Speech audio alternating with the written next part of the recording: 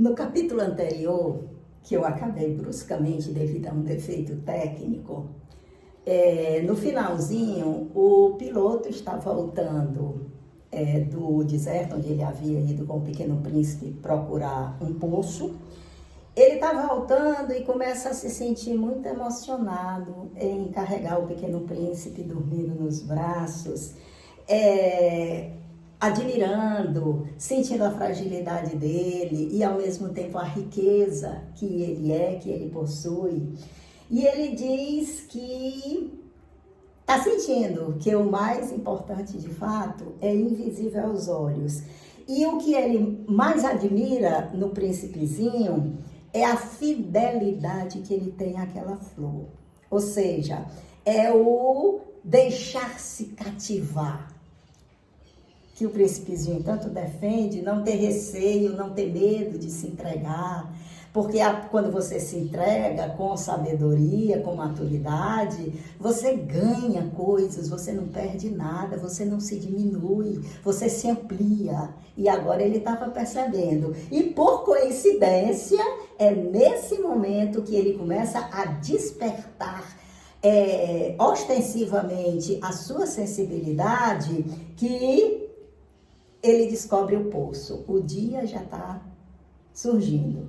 Ele descobre o poço. De onde vem a fazer com que a gente reflita como de fato esse poço simboliza aquilo que sacia a gente. A água mata a sede. Então, esse poço é de uma água viva, uma água que faz com que a gente se sinta plenamente saciado. Agora vamos ao capítulo 25.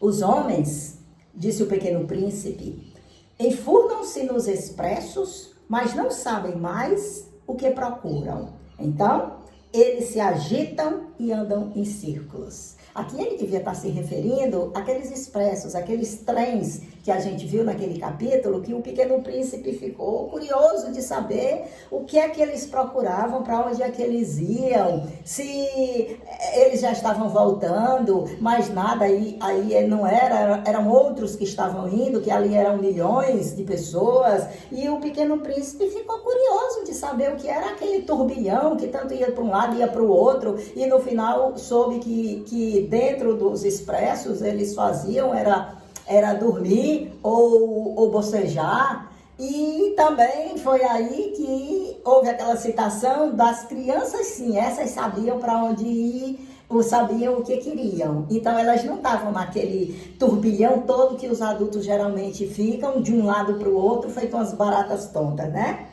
E ele acrescentou, não vale a pena. Aquilo que ele viu, aquele desespero todo, não valia a pena. O poço que nós tínhamos alcançado não se parecia com os poços do Saara.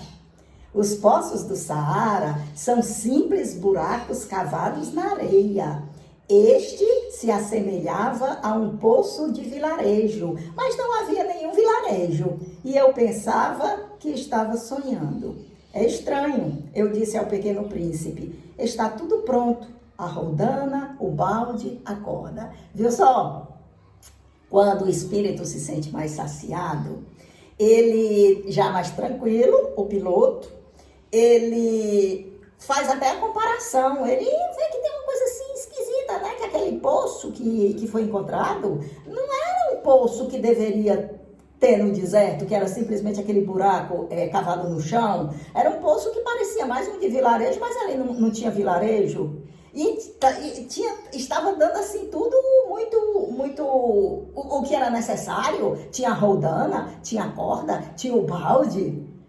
Já era uma proposta diferente, uma proposta até que apresentava o conforto, não é? Que tinha tudo aquilo que num poço de deserto não teria. Ou seja, você vai se modificando e você vai vendo como a vida vai lhe saciando. De uma forma que, se você estiver no turbilhão, como estavam os homens nos expressos, pode até estar tudo na sua frente. E você não vai conseguir valorizar, você não vai conseguir a importância daquilo que você está recebendo. Ele sorriu, tocou a corda, fez a roldana funcionar, o príncipezinho. E a roldana gemeu como geme um velho catavento quando o vento dormiu por muito tempo. Você está ouvindo? Disse o príncipezinho. Nós acordamos esse poço e ele canta. O barulho da roldana, para o príncipezinho, era uma cantiga. Eu não queria que ele fizesse esse esforço. Olha só, o piloto se permitindo cativar. Já está condoído com a fragilidade do príncipezinho, né? Que ele está vendo, que ele está sentindo no príncipezinho. Eu não queria que ele fizesse esse esforço. Deixe-me fazer, eu lhe disse. É muito pesado para você. Lentamente, levantei o balde até a beira do poço e o instalei bem perpendicularmente. Nos meus ouvidos ecoava o canto da roldana. E na água que ainda tremia, eu via tremer o sol. Olha só, a água tremia, o sol tremia, personalizando coisas que não tremem, não é? Elas se agitam, elas mexem, mas tremer é típica do ser humano, não é? Estou sedento dessa água, disse o pequeno príncipe. Deixe-me beber.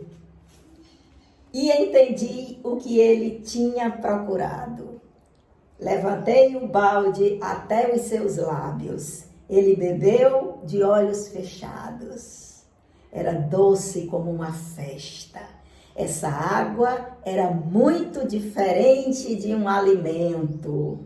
Era nascida de uma caminhada sob as estrelas, do canto das roldanas, da força dos meus braços. Era boa para o coração como um presente. Quando eu era criança, a luz da árvore de Natal, a música da missa da meia-noite, a doçura dos sorrisos faziam assim todo o brilho do presente de Natal que eu recebia. Olha a diferença que já se operou no piloto. É claro que ele já era uma pessoa de uma certa sensibilidade, mas no contato com o príncipezinho, abriram mais ainda as veias da sua capacidade emocional, da sua capacidade de entrega e da sua capacidade de visão e de aproveitamento, de gozo do momento que está vivendo. Desse percurso que ele teve, tão pequeno, não é? Com o príncipezinho, chegou há poucos dias, mas que muito já se tinha acrescentado, principalmente nesse último encontro, em que ele estava mais predisposto a isso.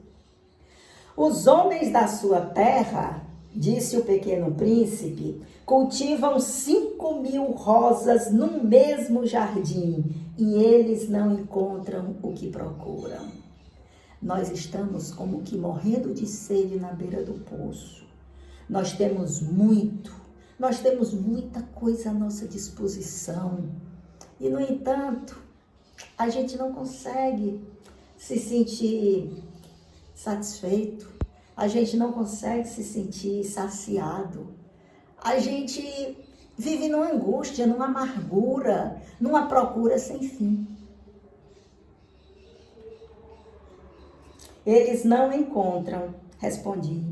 E, no entanto, o que eles procuram poderia ser encontrado numa única rosa ou num pouco de água. Sim, porque o que eles precisam, não sei se procuram, é justamente essa riqueza interior, essa fonte da sabedoria interna. Que aí, através dela, é que você vai ter contato com o exterior e entender o exterior. Não é viver no mar de rosas, não. Mas é ter mais condescendência para com a vida e ser mais grato a cada momento que você está vivendo. E o pequeno príncipe acrescentou, mas os olhos são cegos. É preciso procurar com o coração. Geralmente a gente só habita o mundo, lê o mundo, interage com o mundo através dos nossos 5 sentidos, não é? Mas os olhos são cegos.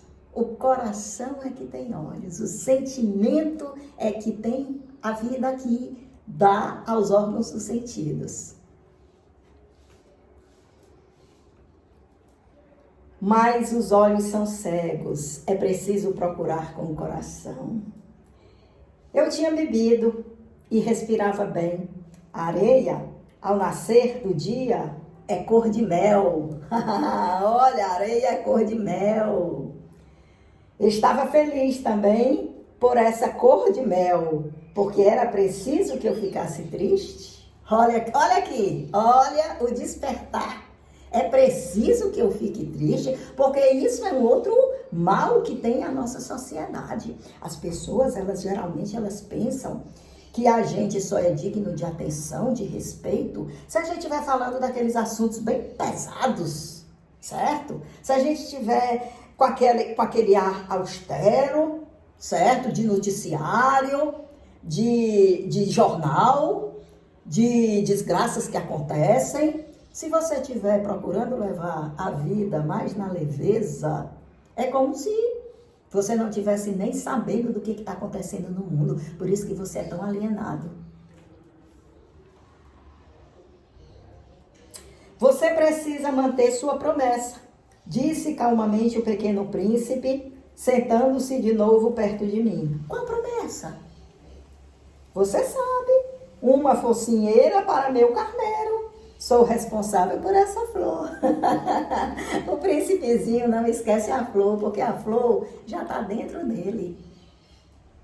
Quando se coloca aquilo que antes era exterior dentro da pessoa, eu acho que até o exterior já não tem tanta urgência quanto o interior, porque já está plantado. E a gente sabe, afinal de contas, que a vida é passageira, que as coisas têm começo, meio e fim. Então, não é tanto o exterior que está tendo peso, é mais o que a gente conseguiu mirar no exterior e transmutar para dentro da gente.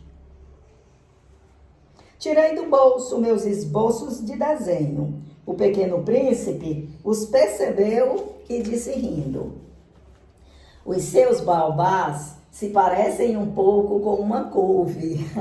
Ele viu o desenho ali quando ele desenhou os baobás e fez essa referência, né, ao que tinha acontecido ao passado com um toque, né, de simpatia, de humor. Justo eu, que estava tão orgulhoso dos meus baobás. A sua raposa, as orelhas dela, parecem um pouco com chifres e são longas demais. O príncipezinho continua brincando com o passado, não é? Ele riu mais ainda. Você é injusto, homenzinho. Eu não sabia desenhar mais nada além de jiboias fechadas e jiboias abertas. Quer dizer, o piloto entra na brincadeira do príncipezinho e também faz brincadeira, né? Com os desenhos dele, né? Já não tá tão pesado dizer que os adultos me desestimularam a fazer os meus desenhos, achando que era um chapéu. Agora ele já brinca, se referindo a esses primeiros desenhos, com o príncipezinho. Está bem, disse ele, as crianças sabem. Esbocei a lápis, então, uma focinheira.